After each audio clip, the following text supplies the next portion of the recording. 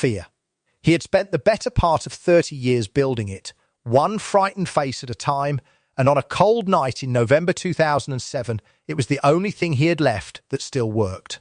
This is one hard nigga to kill. I'd lift up my balaclava and say, "It's me, the devil. What are you going to do about it?" He's a fighter only too. Sefton Park does not look like a place where men come to die. It is the gentle side of Liverpool. Wide gravel paths, old trees, a boating lake. A palm house lit up like something out of a picture postcard. Families feed the ducks here on a Sunday. Joggers do their circuits. It is the kind of green, well-kept, middle-class quiet that the rest of the city looks at and feels a little envious of. It is about as far from the back streets of Toxteth as a man can walk and still be in the same town. Which is exactly why it was the wrong place for Stephen French to be hunted. He had gone there that night to see a friend. Nothing more sinister than that. A visit, a chat, a man in his 50s calling on someone he knew. But somewhere between the car and the conversation, he realised he had picked up company, and the company was not friendly. He knew straight away that these were not amateurs.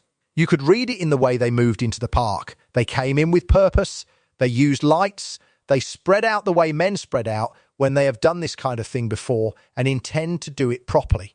Nobody comes into a public park at that hour fanning out across the dark, unless they have arrived with one job in mind. By his own telling, one of them was carrying a handgun. Another flicked the bottom of his coat open as he walked, and to a man who had spent his whole life reading violence before it happened, that little movement said everything. Long barrel. Something heavier than a pistol tucked away in there. A shotgun, maybe, the kind of weapon you bring when you do not intend to miss. So Stephen French did the one thing nobody who knew his reputation would ever have expected.